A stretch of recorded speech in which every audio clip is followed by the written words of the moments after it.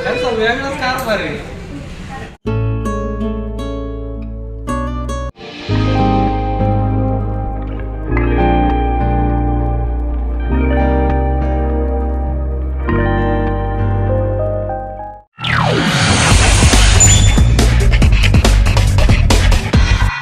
आणि आजच्या स्पेशल ब्रेकफास्टमध्ये काय आहे तुम्हाला दाखवते. तर इथे आहे सँडविच, काजूची चटणी आहे आणि इथे आहे चहा.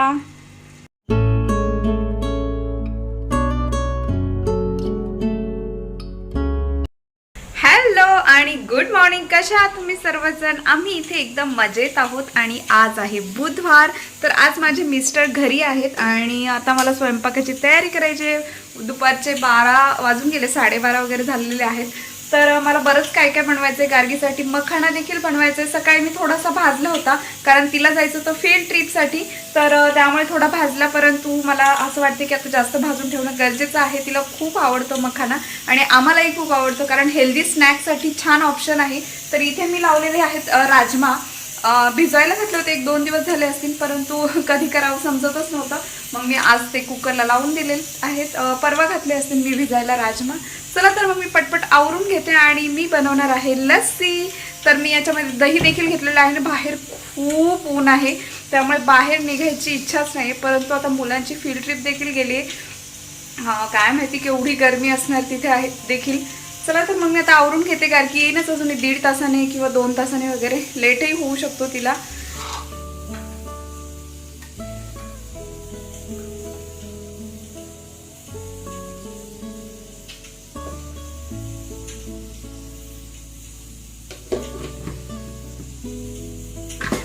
आणि मी हा गूळ आहे हा या लस्सीमध्ये घालणार आहे कारण थोडंसं आंबट असते तर जरा गोड लागेल त्यामुळे. तर गूळ हा हे जे दही आहे थंड आहे त्यामुळे ते विरघळणार नाही गूळ त्यामध्ये. जरी तुम्ही मिक्सरला बारीक केलं तरी विरघळणार नाही.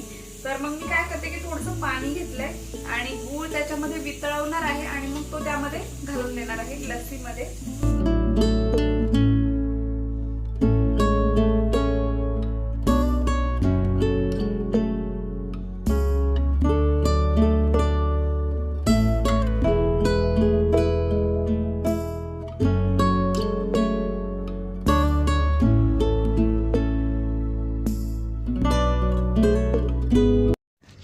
आणि माझं इथे चाललं होतं मखाणे भाजायचं काम. तर मखाणे भाजायला तुम्हाला खूप वेळ लागतो, म्हणजे बारीक गॅसवरती एक 10 ते 15 मिनटं कंटिन्यू हलवावे लागतात.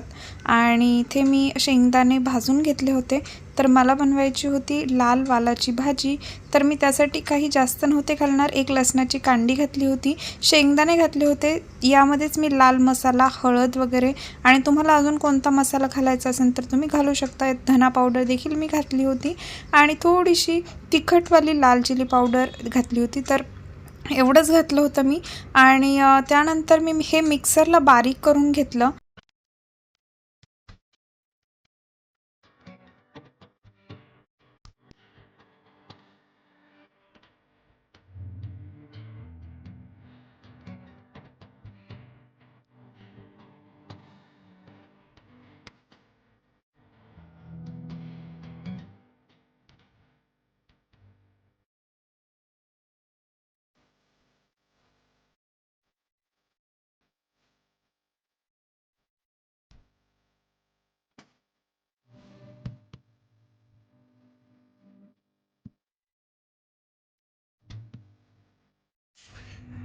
तर आज मी एवढे मखाणे भाजून ठेवलेले आहेत. सकाळी अर्धे ठेवले होते, त्यातले गार्गी काही घेऊन गेली. आता एवढी बरणी आहे, परंतु ही बरणी आठवडाभरही नाही जाणार. 2-3 दिवस गेले तरी खूप आहे. 2-3 दिवस गेले तरी. आणि मखाणे थोडेसे गरम वाटले मला. तर मग मी पुन्हा झाकण ओपन करून एक अर्धा तास बाहेर तसेच ठेवून दिले आणि भाजीची तयारी करायला घेतली. आणि फोडणी जरा मी वेगळ्या पद्धतीने दिली. मी बारक्या कढईमध्ये, माझ्याकडे जी छोटी कढई आहे त्यामध्ये मी तेल घातलं आणि माझ्याकडे जो मसाला होता मिक्सरमध्ये मी बारीक केलेला तो मी त्या तेलामध्ये घालून दिला. आणि साईड बाय साईड माझी भाकरीची देखील तयारी चालू होती. तर पाण्याला बॉईल आला होता पॉटमध्ये. तर मग मी त्याच्यामध्ये माझं जे पीठ आहे ते मिक्स केलं बॉईल आल्यानंतर. आणि साईड बाय साईड इकडे लगेच मसालाही रेडी होत होता. आणि ह्या छोट्या कढईतली फोडणी माझी परतली की मग त्यानंतर मी ही जी फोडणी होती ती अशीच कुकरमध्ये ओतली होती आणि कुकरला पण तिकडे बॉईल आणायला ठेवलं होतं मी, जेणेकरून मला मोठी कढई नाही घ्यावी लागणार, छोट्या कढईमध्ये होऊन जाईल माझं. आणि पुन्हा मी कुकर असं झाकून लावून दिलं, 1-2 शिट्ट्या घेतल्या पुन्हा, कारण मला मऊ शिजवायचे होते राजमा त्यामुळे.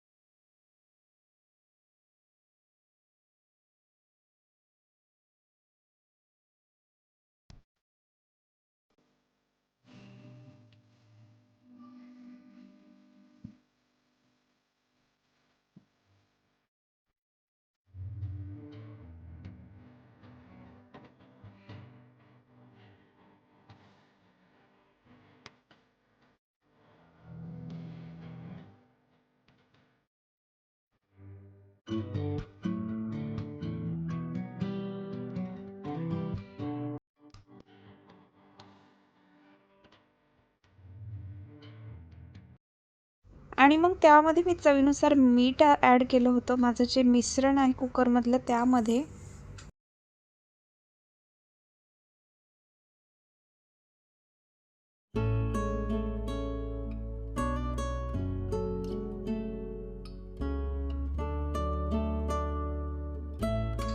आणि स्वयंपाक म्हटला की प्रत्येक गॅसवरती काही ना काही गेलं पाहिजे, तर असंच माझं एका गॅसवर भाकरीचं पीठ होतं, एकावरती भाजी होती आणि दुसऱ्या गॅसवर लगेच मी राईस लावला आणि त्यानंतर माझं जेव्हा भाकरीचं पीठ थंड झालं तेव्हाच मी भाकरी करायला घेतल्या. भाकरीचं पीठ गरम असताना भाकरी नाही होत, म्हणजे हात तरी भाजतोच. आणि अशा प्रकारे माझी राजमाची भाजी तयार होती, गावठी स्टाईलने, एकदम गावरान पद्धतीने. जास्त काही मसाले घालायचेच नाही आहे त्यामध्ये.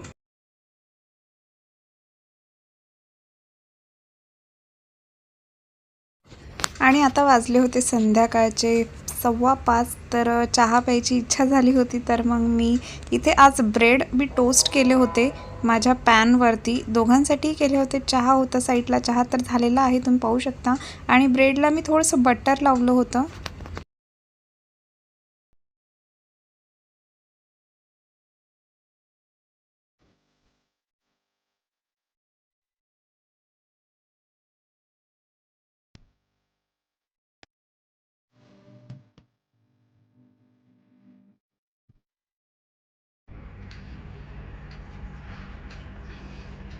तू काय करते गार्गी? गाऊ माझ्यासाठी बनवते कार्ड? मग कोणत्या आंटीसाठी?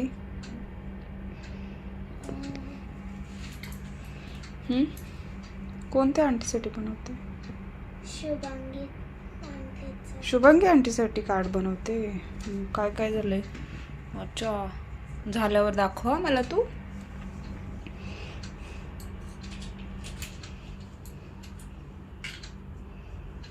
आणि हॅलो, आम्ही निघालेलो आहोत सिटी सेंटरला, तर आम्हाला काही शॉपिंग करायची. तुम्हाला दाखवलेच आम्ही काय घेणार आहोत. थोडंसं घ्यायचं, परंतु दिसलं की आपण जास्त घेतोच, प्रश्नच नाही त्यात. आणि गार्गीला इथूनच सुरू झालं तिचं मला भूक लागली म्हणून. नेहमी मॉलमध्ये गेलं की म्हणत असते भूक लागते, आणि आता इथे गार्गी झाले डान्सिंग कॅक्टस. इथे गार्गी झाले डान्सिंग कॅक्टस.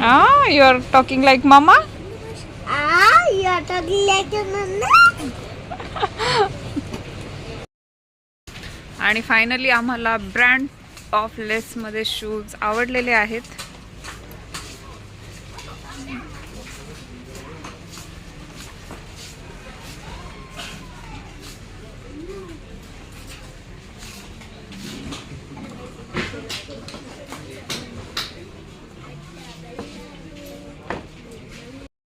आणि खास इंडियाचे आहेत हे शूज. मेड इन इंडिया आहेत, त्यामुळे आम्ही घेतलेले आहेत. त्यांना आवडले खूप हे आणि कम्फर्टेबल देखील आहेत. ऑफिसला जायला दिवसभर घालून बसावं लागतं तर. आणि आम्ही नेहमी मेड इन इंडियाचा जर ऑप्शन असेल तर आम्ही मेड इन इंडियाच वस्तू घेतो. आम्ही कोणत्याही दुसऱ्या देशाच्या नाही घेत आणि मोस्ट ऑफ द टाईम आम्ही चायना मेड वस्तू आहेत त्या अवॉइड करतो किंवा महागड्या चायना मेड वस्तू नाही घेत. 1 ते 7, 8, 9, 10 दिरहामच्या जास्त नाही घेत, कारण काही वस्तू गरजेच्या असतात ज्या यूजफुलही नसतात परंतु लागणाऱ्या असतात. गार्गीच्या स्कूलचे काही आयटम असतात त्यामुळे. आणि मेड इन इंडिया असल्यामुळे थोडेसे कॉस्टली होते, तर इंडियन करन्सीमध्ये आम्हाला ते 4,000 रुपयांना पडले.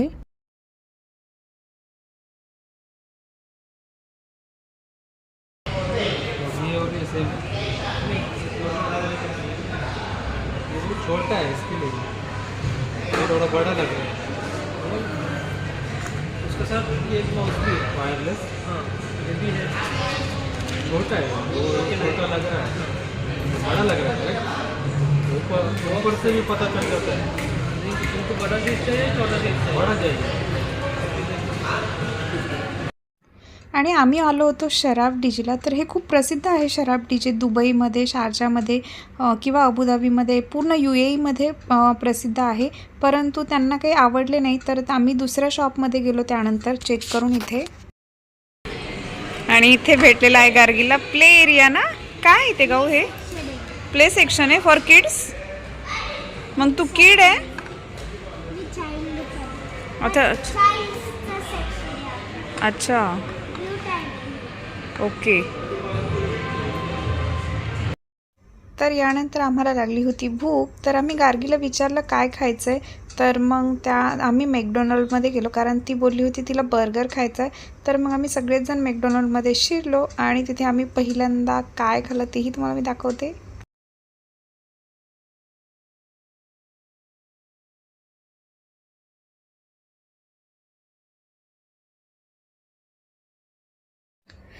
तर आम्ही खूप दिवसांनी मॅकडोनल्डची आईस्क्रीम खाल्ली. खूप छान असते, व्हॅनिला फ्लेवर होता आणि आधी खूप स्वस्त भेटायची. आधी 1 दिरहामलाच भेटत होती आणि आता कोरोनानंतर 2 दिरहामला झाली आहे, परंतु टेस्ट एकदम सेम आहे.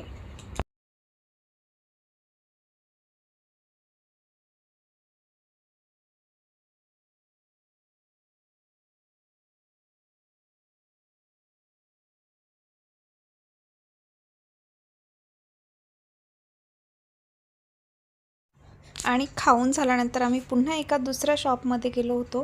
तर तिथे आम्ही कीबोर्ड घेतला, म्हणजे आवडला यांना. परंतु तिथली जी माणसं होती त्यांना काही माहितीच नव्हतं, म्हणजे जे सेल्समन असतात त्यांना काही इन्फॉर्मेशन नव्हती कोणत्याही वस्तूची. म्हणजे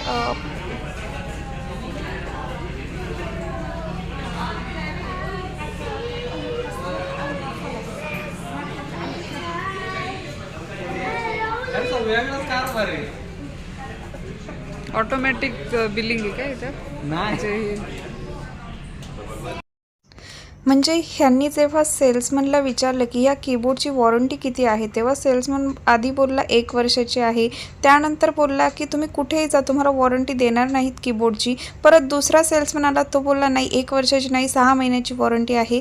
अशा प्रकारे त्यांचं चालू होतं. त्यामुळे हे खूप ओरडले त्यांच्यावरती की तुम्ही एक्झॅक्ट ॲटलिस्ट तिथे एक कागद लावून ठेवत जा की इन्फॉर्मेशन काही म्हणजे त्यांनाही माहिती नाही. आणि ती काउंटरवरती होते तेही बोलले की नवीन आहेत ते, म्हणजे जे सेल करणार ते नवीन आहेत. परंतु जर त्यांनी तिथे इन्फॉर्मेशन लावून ठेवली तर ते नवीन सेल्समनला देखील इझी पडेल आणि आपल्यालाही म्हणजे घ्यायलाही इझी पडतं. त्यामुळे हे खूप चिडले होते त्यांच्यावर. आणि यानंतर वाजले होते 9:30. तर आम्ही निघालो होतो घरी. पाहू शकता तुम्ही गार्गी केवढी खुश होती, कारण तिचं पोट भरलं होतं बर्गर खाऊन. त्यामुळे